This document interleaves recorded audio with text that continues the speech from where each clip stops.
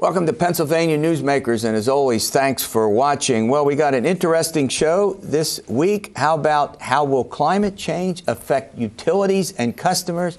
Might have something to do with how you get your energy and what you pay for it. And then we're going to talk with the folks from Milton Hershey School about college readiness programs. We'll do that and maybe some other things after these words. This is Pennsylvania Newsmakers, a fast-paced, unrehearsed weekly discussion with and about the leaders who shape your world. And now, here's your host, Terry Madonna. Well, welcome back to the program. Well, Terry Fitzpatrick, he's the president and CEO of the Energy Association of Pennsylvania, joins me. As often is the case, he's the energy expert that we go to. He's a former member of the Pennsylvania Utilities Commission. Terry, welcome back. Thank you, Terry. Good to be here. I'll tell you something. We hear an awful lot about climate change. We don't often get into some details about how it's going to affect every customer out there ultimately, right? Regardless of how they get their energy, I think. Would you agree with that? I would agree with that. So we've got that going on. First of all, it's going to affect utilities, and therefore it's going to affect the consumer. That's correct. I mean, I'm not the smartest guy in the world, but I can figure that one out. Well, let's start with this. Let's talk about the climate change piece of it, and then we'll go utilities, customers. Go ahead. Right. Climate change. Well, the issue of climate change is controversial, Terry, and there's been debate ongoing for over a decade about what the policies ought to be at the state and federal level. But we do have some things that are already in place. Sometimes they're not justified in terms of climate change policy, but they really are. Mandates that utilities offer energy efficiency programs, for example, that's one thing. Also, we have laws that require that certain amounts of our energy come from renewable resources like wind and solar. With solar, you have solar panels being put up on people's houses, and there's tremendous incentives and subsidies being paid for that. Because normally they'd be pretty expensive, wouldn't they? Yes, it would. It wouldn't be cost effective. Some people might do it anyway. For the average person to go say, we're going to get solar panels up there. Right. But to try to stimulate that market, largely because of climate change concerns, there are subsidies and mandates that are in place for some of these renewable sources like solar. All right, let me stop you here and say there are state and federal laws that say companies that supply energy must supply energy from alternative sources. Do I got that right? Yes, state laws. It's been debated at the federal level, but we do have a state law. Yes. Okay. And is there a percentage? Are they moving to that? How far along the way are the energy companies?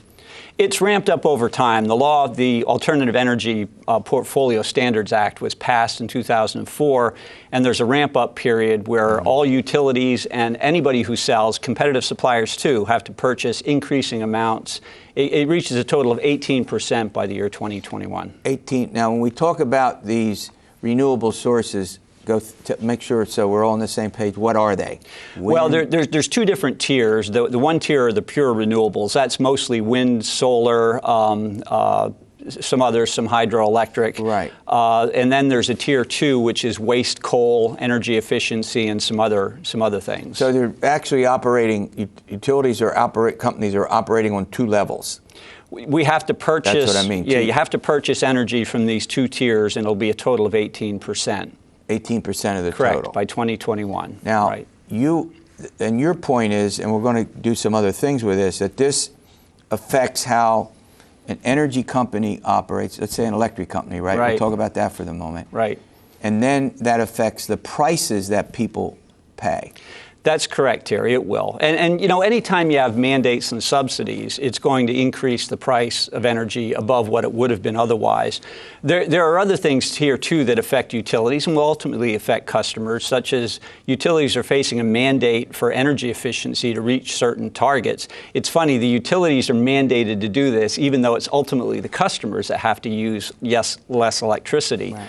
And it's in the future, it's something that utilities need to look at because we recover a lot of our costs through charges that are based upon usage. But as usage drops, so does our recovery of these costs. And ultimately, that can affect the utilities and the customers. Yeah.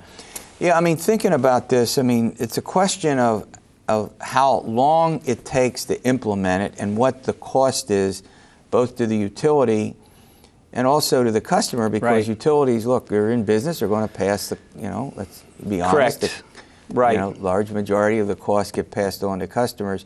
So you're saying that there's less usage because you're trying to reach more efficiency. Does that raise the price more generically?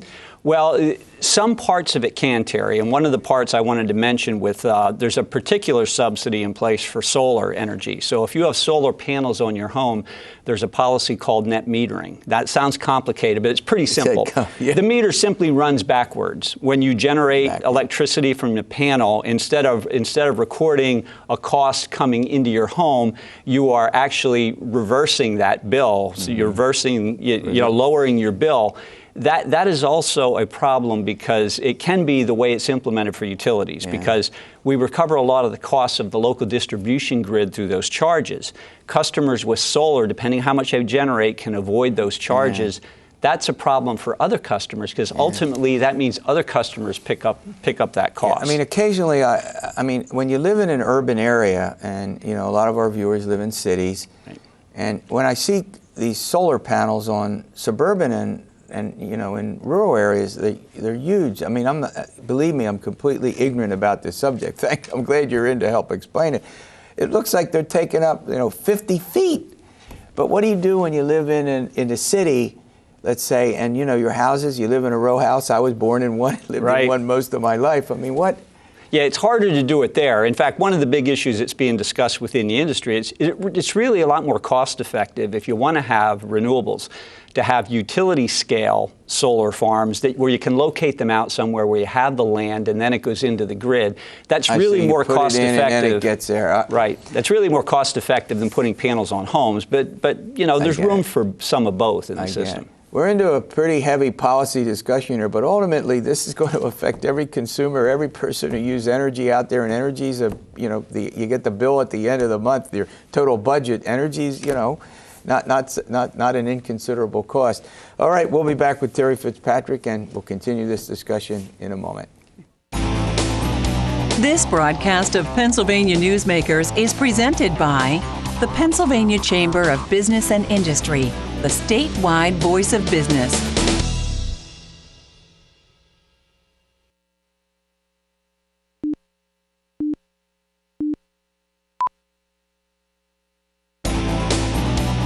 This broadcast of Pennsylvania Newsmakers is brought to you by the Pennsylvania Highway Information Association, the go-to source to learn about transportation projects and issues. Please visit pahighwayinfo.org. And by the Pennsylvania Manufacturers Association. Business in Pennsylvania is our business. Well, the folks from Milton Hershey School will be coming on soon. We're going to get into a very important subject, college readiness programs. We talk a lot about the transition from high school to college and what needs to happen there. It's an important subject affecting hundreds of thousands of Pennsylvanians. But first, we're back to Terry Fitzpatrick. The Pope's encyclical, which created something of a stir, I think, having to do with climate change. What's your take on that? Well, first of all, what did he say that I think was controversial? Well, I don't think this Pope is afraid to cause a stir. In fact, I think he meant to cause a bit of a stir. Of course, yeah, right. If you read it, and I did read it, I think he's really aiming it at people, just trying to get people to rethink what they're doing, how they're living their lives. I mean, he calls for some high-level policies. Clearly, he thinks we're not doing enough on climate change. But he asks people to take a look at their lifestyles, and some of it's quite interesting for folks from a developed country to look at. He criticizes air conditioning, for example. But that might go to, I'm only kidding, but that could go. That's not going to be popular, is it? Especially in Susquehanna Valley and around this state right now. It's been fairly humid, and I've thought about it a lot since I read that. But I found it to be, even though there were some things I disagree with, probably everybody will find some things to agree with and disagree with. Sure. But it certainly does make you think, look at your lifestyle and think about some things. Yeah, I mean, there was a huge reaction, and a very polarized reaction, as you would expect. I mean, but I think your bigger point here is that whether people think climate change is man-made, whether they think it's, regardless of the position, governments at all levels are moving to regulate energy more in terms of, quote, dealing with climate change. And hasn't that been the point that you've just made here? That's exactly the point. Right. The big thing on the policy horizon now is EPA's Clean Power Plan. They're supposed to come out with final regulations in August, I believe. But apart from that, even without that, we have a lot of policies that are driven by climate change concerns now. They're sometimes not justified in that basis, but they really are. Yeah, before I let you go, let's talk about the clean energy grid without getting too deeply in the weeds. What is it and why should people care about it? Well, there's a lot of new technologies coming on the system, and it really can help to make energy cleaner and more reliable in the end. A lot of new technology such as meters, where now when utilities have outages, they can send a signal out and determine the extent of the outage instead of relying on customers to call on them. And the system is more resilient to be able to accept energy from all these different sources like solar and wind. It's more resilient. So there's a lot more investment going in on that. Is there a lot of work that needs, I mean, I must tell you that, I follow this a bit. I'm certainly not an expert on it. I mean, that's why we have you come on. All of this gets complicated. I'm not even sure when we have to make this decision about electricity and where we get it, what company, right. I mean, what to do, what policy, I mean, I must tell you, it's very confusing to the average person. Yeah. Everything about electricity is complicated, Terry. The way it's made, people sometimes think it comes out of the wall. The way it's priced, jurisdiction, everything about electricity is complicated. That's a good one. I like that. Reality. If you think it comes out of the wall, I could just see. Yeah, I mean, and we're going to have you come back. I want you to get into some help for our folks about when to make this decision about which electric company they should get. And we know it's being generated by, supply, how they should think about that. I mean, I think this is terribly important because these costs are, not a small part of the average family's budget, right? Yeah, the energy portion of your bill, I talked about distribution charges to pay for the grid, but the energy portion is 60% or 60 or 2/3 of your bill. So yes, shopping for a supplier is an important thing. And there again, you can shop for renewable energy. Going back to climate change, if you're really concerned. I don't even think people are, well, will you come back the next time? Can we do that? Can you come back and we'll talk about that? I think that's something to deal with. All right, college readiness programs, Milton Hershey School on board next. This broadcast of Pennsylvania Newsmakers is brought to you by Pennsylvania Credit Union Association. Pennsylvania Credit Unions, where people are worth more than money. To find a credit union that is right for you, check out ibelong.org. And by the Energy Association of Pennsylvania, Pennsylvania's energy information source.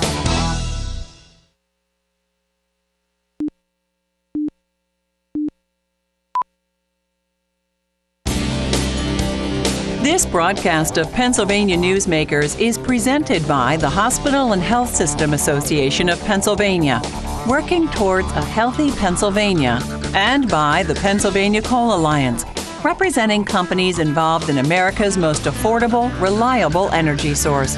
To learn more, visit pacoalalliance.com.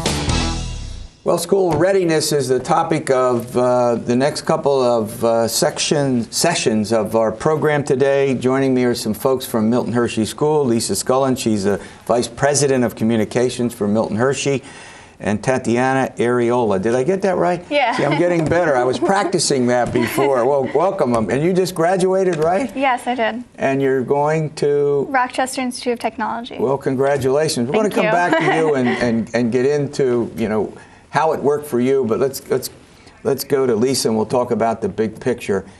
So in general, before we talk about what you do, how important is this whole business of school readiness and the programs that I know you have and other schools are implementing to deal with that big transition? Give us a general description of it. Well, times have really changed, and it's not that day and age anymore where you graduate from high school and can find a family-sustaining job where you retire 40 years later, 50 years later. The reality is that more and more postgraduate education is a part of the landscape. It's a necessity. particularly the backgrounds from which our children come, backgrounds of poverty and lower income. That equation is very important to break that cycle of poverty, to get them thinking very early on about what it looks like after high school graduation. In many cases, their parents have just a high school degree, if that. So we really need to get them thinking, and not necessarily about a 4-year degree, but about career technical certification, about a 2-year degree, just to get those skills to be marketable. Yeah. Now in your case, you started Milton Hershey. What, you were in the seventh grade? Was that right? Yeah, in 2009. In 2009, and you took advanced placement classes, is that correct? I took advanced placement classes my junior year, and then for my senior year I took college courses. You took college courses. Now, one of the things that, I mean, I'm a lifelong professor, and I'd have high school students come in my college class, and I had this crazy idea just from interacting that I thought about 10% of high school students in general, now you know a lot of your peers, right? 10% of high school students could skip, I know they're going to, the senior year, skip it, because they could go right to college if they can't do this transition, which is a good thing. So we got two things, right, we could do. The transition, as you did, but then just say, heck, I'm out of here, I'm going right to college. The senior year, I won't tell you what a lot of students tell me they did. You know, they got all their required. Go ahead, take off on that one. Take off on that one. Sometimes they do that. And, you know, God bless them. If you're a go-getter and you want to just keep charging through and be, you know, Doogie Howser and graduate from med school when you're 24, you know, more power to you. But there are so many factors that come into play that can determine whether you're successful after graduation from high school. And it's not just academics. I mean, you can be 4.0, just racking up the A's, and college is a different world entirely. There are social issues as well. Yeah, but here's what it used to be. They were concerned that it would be a culture shock for students your age. You're in high school, well, maybe you're not ready yet to go to college in that year, but now with the social media and all that, do you think, for example, that you could have skipped your senior year and going right to college? Were you ready for it? I'm putting you on the spot. I couldn't have skipped my senior year, no. Milton Hershey School is very supportive and they provide everything for you. So that's not how it is in college. In college, you're on your own. No, that's true. That's a good point. So that would have been a complete culture shock going right in. But for our senior year, we stay in transitional living, and it's more like apartment style. We cook, we clean, we grocery shop, and that's very much more independent. You have a great school. Not everybody has that advantage. I mean, if you're in a typical high school, you don't have that advantage, but you are living at home, and you know, and hopefully in some cases you have parental tutelage. Go ahead. So you have support, and you know, mom does your laundry, and there's time management and money management, and all these things that just hit you like a ton of bricks freshman year in college. So it's getting our students to really think about those social things in addition to preparing them academically and starting to get them taking those college level courses. All right, we're having an interesting discussion here. We're going to continue it. We're going to talk about transition programs and what works, and also about scholarships to help students who are qualified to go to college but don't want to have, I won't say it, that big debt that college students often get. We'll be back. This broadcast of Pennsylvania Newsmakers is brought to you by the Pennsylvania Medical Society. Inspired physicians committed to the good health of Pennsylvanians and the advancement of the practice of medicine. And by the Pennsylvania Healthcare Association, the future of long-term care.